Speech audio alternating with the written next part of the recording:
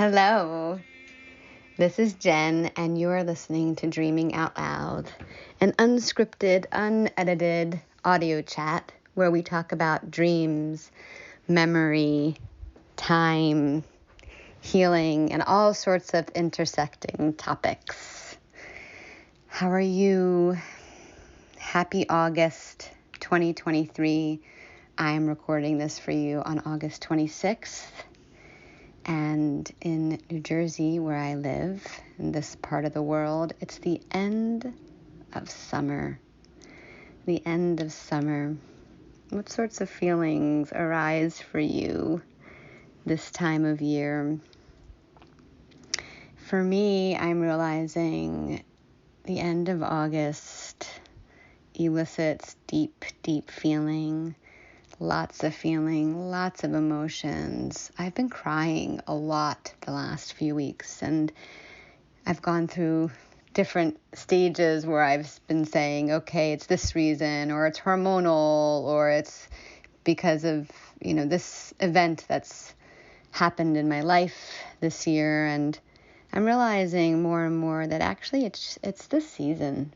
And I talk a lot here about cyclical time, and about repetitions, and about the benefits of noticing our own cycles. And I'm realizing that the end of August, for me, is a time of grief and loss and reckoning. And in Judaism, it's actually an appropriate time to be feeling those feelings. We're in the month of Elul, the Jewish month of Elul. It's the last month of the year of the Hebrew calendar. It's the month where we're supposed to be really dwelling on what we've done wrong, how we've harmed ourselves, how we've harmed others, how we've harmed the planet, the environment, our community, and ways in which we need to be asking for forgiveness from others, from ourselves. And it's also a time of year for forgiving others, looking at the pain that we've carried for a long time, or anger that we've carried for a long time, and asking ourselves, is it time? Are we able now to forgive? In classical Chinese medicine, it's already fall. The season of the year right now, end of August, is actually early fall. And in my study of Chinese medicine, I've been really supported in understanding that this time of year tends to bring up a feeling of preciousness.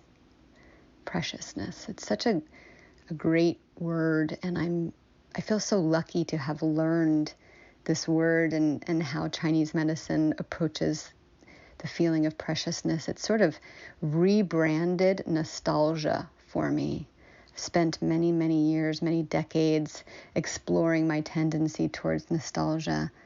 And as I learned how to let go of memories of pain, of anger, of people, I'm learning how to open up to this feeling of preciousness, that I can still have feeling towards those people, those times, those events, but the feeling doesn't have to necessarily be longing or ache or remorse. It can just be preciousness. So that's where I am right now, end of August, and I'm really thankful for dream work in this season, because dream work, especially natural dream work, the type of dream work that I practice and that I work my dreams with, it really supports the idea that our feelings, our emotions, our state is meant to be a spectrum, and that the more we are willing to approach and feel into our pain, the more open we become to deeper joy, deeper pleasure, deeper love. And my dreams the last few weeks have really been supporting that too. In a way, my dreams have been forcing me to feel. And that's pretty much the topic of this month's audio chat. It's dreams that force us to feel. And for me, the dreams that I've been having the last few weeks that have been forcing me to feel are dreams of being not me, Jen. And how those dreams have been forcing me to feel specifically have been in response to doing things or acting in a certain way that is so unfamiliar that when I wake up in the morning, I realize that in the dream, it felt like it was me. I was in a first-person experience in the dream, so much so that whatever was happening in the dream, impacted me, created a response in me as if it was me. But when I wake up in the morning, I realize that the setting or the people or the act that I committed are so unfamiliar to waking life me, to waking life Jen. The dreams that I've been having the last few weeks are less of my old stuff, less of my known familiar ways of being, my known dynamics that cause me pain or excitement or desire or the feelings that I'm used to feeling both in waking life and my dreams. That stuff hasn't been coming up in my dreams lately.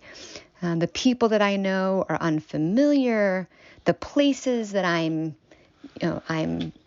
inside my dream are unfamiliar.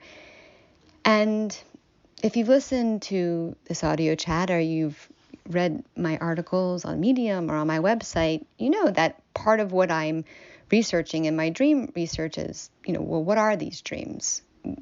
What are these dreams of unfamiliar places, unfamiliar people, unfamiliar containers of me?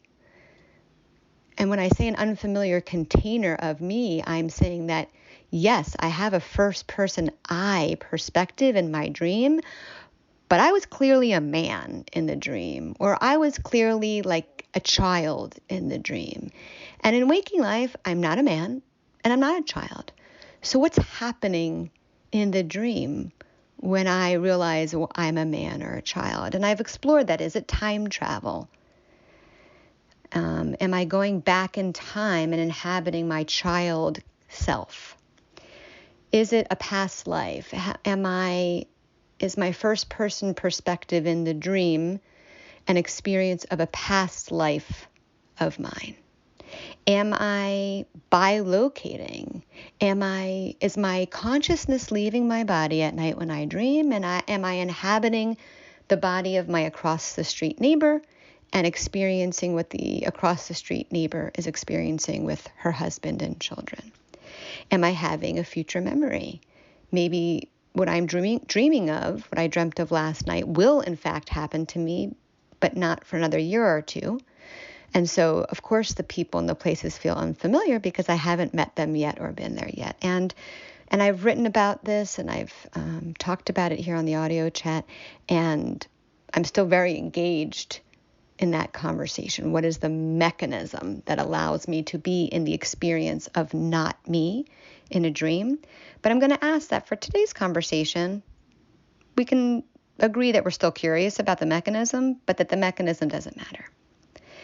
That today we're going to do a deep investigation of what there is to get from the experience of it, no matter what it is, whether it's time travel, a transferring of consciousness, an old forgotten memory, a past life, a future memory. The mechanism doesn't matter for today's conversation. For today's conversation, I want you to consider that maybe the purpose of those dreams is simply feeling. is simply empathy, is simply the opportunity to experience an expanded state of being, an expanded state of empathy, an expanded, not contracted state of feeling. It's my belief, I'm going to suggest to you today that maybe this is true for you too, that most of us are shut down in our waking lives. We're just shut down. And to be fair, if you're listening to this audio chat, I would imagine that you're somebody who's trying to open up. Maybe you go to therapy, maybe you are involved in personal development, maybe you're already involved heavily in dream work. You're trying to open up. I know I'm trying to open up. I've been in the process of opening for years, years and years. And I imagine I will be in that process for the rest of my life. And if I'm lucky, there will be progress. And I can see, on good days, I can see the progress and I can feel the progress. There's evidence in my life of the progress that I am expanding, that I am not as contracted as I used to be. We're contracted due to pain, to life, due to trauma, fear, anxiety, overwhelm, nervous system, hypervigilance. There's good reason for us to be shut down, to be contracted. It is hard to be alive today. It's arguable that it's always been hard to be alive. What makes us think that living should be or will be easy? And yet that's sort of our default mode. Like, it's so hard. Why does it have to be so hard? But it is. And there are traditions that basically say, yes, life is suffering. It's suffering. And then there are traditions that say that, our path is to learn how to open up to feeling and to being in life in spite of the suffering. So my suggestion is that dreams help us break through that contracted experience of life. That in our dreams, our higher self, our soul, our guides, whatever it is that you relate to, that being, that entity, that light that is benevolent, that wants only the best for you, that presence is with us in our dreams, and it is encouraging us to not be shut down, to not be contracted, to be expanded.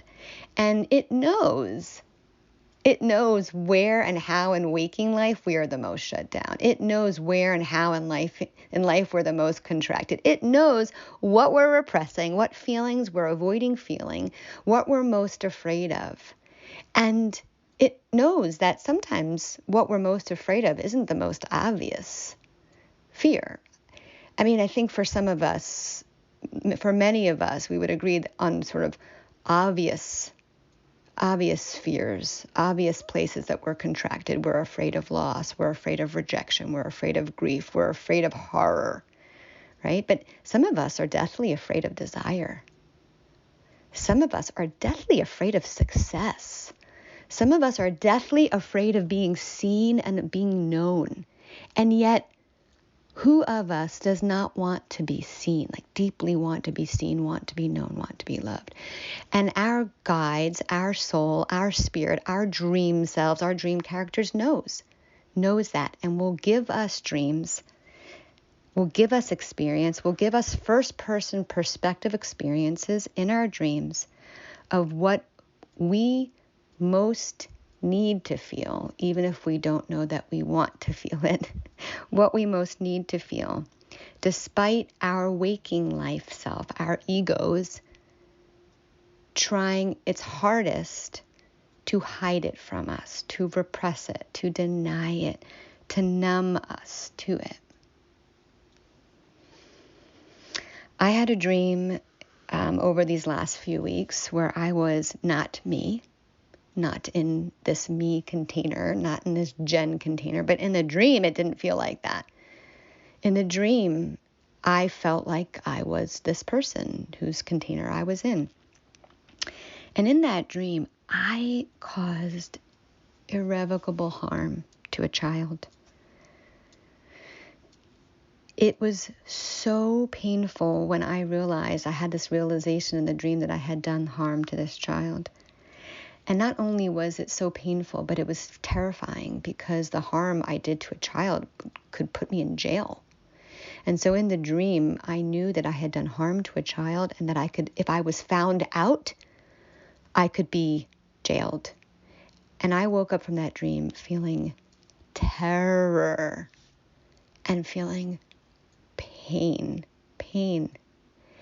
And I can say on the one hand, like, thank God when I woke up that wasn't me. Thank God that I did not do that. Thank God I did not have to feel in my waking life that intense horror of the harm that I caused and that intense panic and fear for my life that I would get found out and be put in jail. And at the same time, I also woke up with the feeling that I had done that.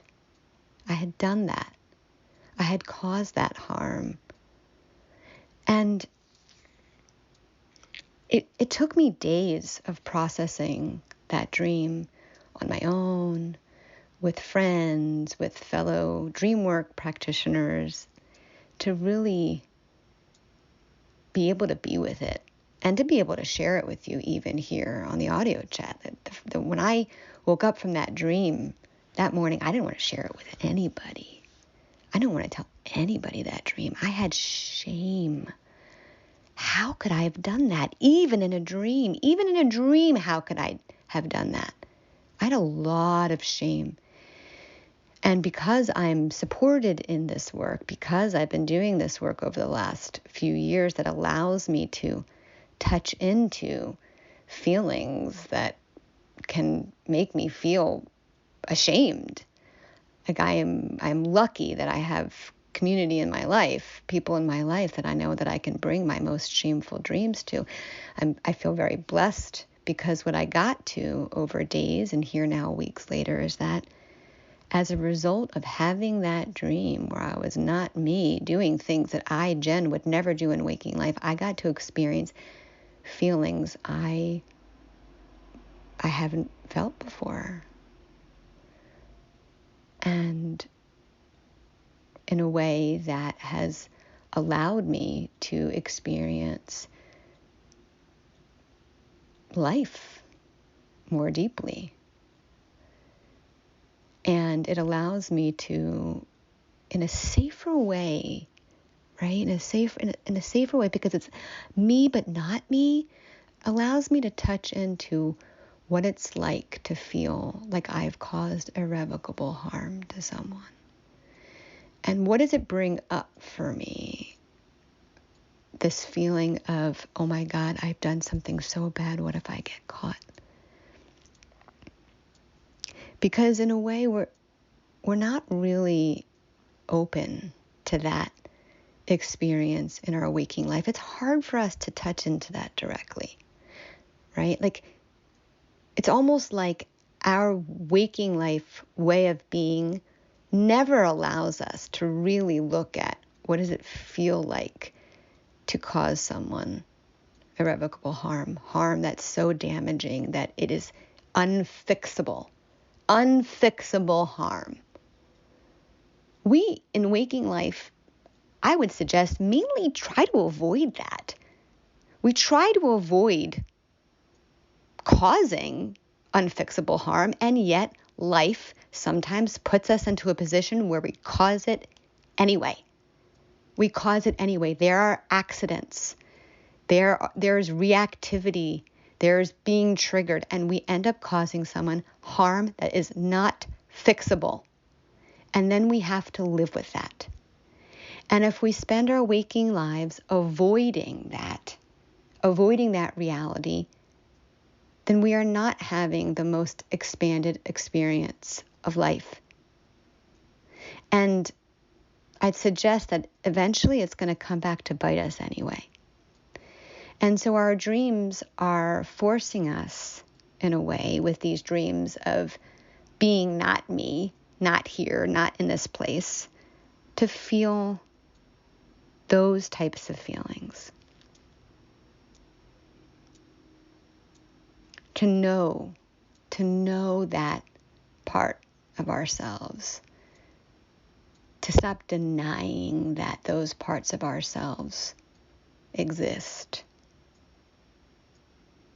Suppressing it isn't going to make those kinds of feelings go away. And I would imagine if you're listening to this audio chat that you are an adult. And you are an adult who's lived some life and caused some harm. And it's painful. And it's not going away, that feeling. Suppressing it isn't going to make it go away. And it's not like feeling is going to make it go away. But what I've learned just in the process of doing it is that actually feeling it, does allow us to process it and integrate it in a way that we can live with it.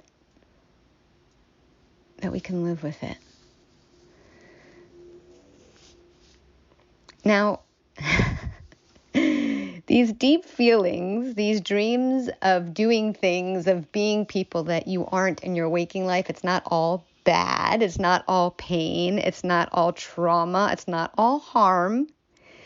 And dream work, I would say specifically natural dream work, operates under the premise that we are meant to be feeling and feeling deeply, and that having these painful feelings in our dreams, having dreams of harm, having dreams of horror and loss and fear, allow us also to feel deeper feelings or more deeply on the other side of the spectrum too. Pleasure, joy, love, desire. And I would hope, if you're listening to this, and I know it's not true for everybody, because I know that some of you listening to this audio chat are here because you don't dream and you want more dreams and you want to remember dreams and you want to recall dreams. So I'm honoring the fact that some of you are just starting out on that journey. But some of you, I would hope, have had dreams like that where you just felt so lucky, so blessed when you woke up that you got to experience just a wonderful encounter with another human being, with a group, with an animal, in nature, with food, with touch, with body, on vacation, getting an award, winning the Showcase Showdown on The Price is Right. That used to be one of my dreams. And it was awesome. It was an awesome dream. It was awesome to wake up from the dream of winning the Showcase Showdown.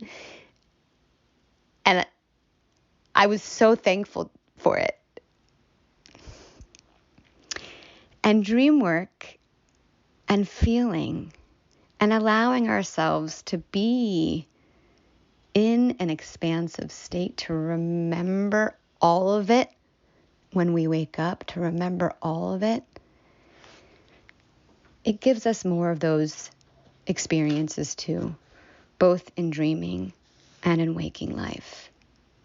Have you ever had a dream where you achieved the success you've been hoping for? So I have a book that's been unpublished, and it's a book I wrote now 8 years ago. And I've had a bunch of dreams about that book being published, being selected, being chosen, being out in the world, people recognizing me, acknowledging me, telling me how great my book is. And that's a great dream. It's a great feeling. And the fact on the ground is that I might never actually see that book published. But my dream of it being published lets me have a taste of what that would be like. And I think for years, I used to I would shun that in a way, or maybe it would create feelings of inferiority in me, or resignation or despair. Like I would wake up and I would feel really good. I had that dream. Oh, my book was published. But then as years went on and my book wasn't published, I would feel maybe not so great about having that dream. And what I've gotten to as a result of dream work is that, yay, that I get to have that dream. If my book is never, ever published, at the very least, I got to experience that feeling inside a dream and upon waking. And yay. And in a way, it's enough. Does it feel like enough every single day of my life? Are there days where I, still wish that book was published? Yes. But does that mean that I can't experience the actual joy of success when I have the dream? No. And I would suggest it's the same for you and for all dreams of desire, of acknowledgement, of belonging. And when we remember our dreams and allow ourselves to feel the full range of feeling, we are accessing a kind of wholeness that our waking life might not allow us to feel. And it's real. It's real, those feelings.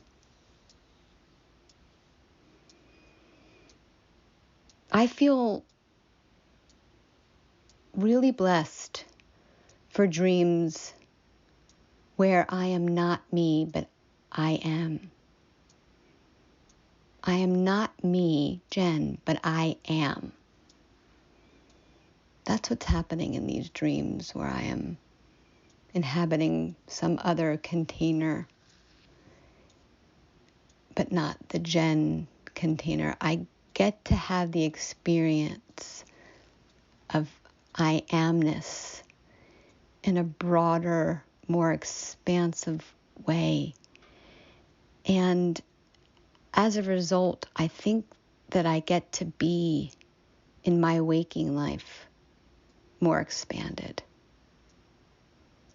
And as I am often saying in these audios and in waking life, if we work together, or in my articles, if you're reading them, dream work is a feedback loop. It is such an amazing therapeutic feedback loop. What we are willing to be with in our dreams and then in our dream work, we end up being more capable of being with in our waking life. Whether that is the pain or that's the joy, being with it in our dreams and in our dream work allows us to be with it more in waking life. And it's deeply, deeply healing. And I'm grateful for it. That is what I have to offer you here, August 2023. I would love to hear back from you in the comments or in messages.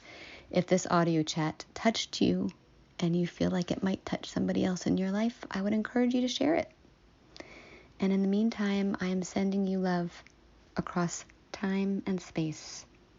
Until next time.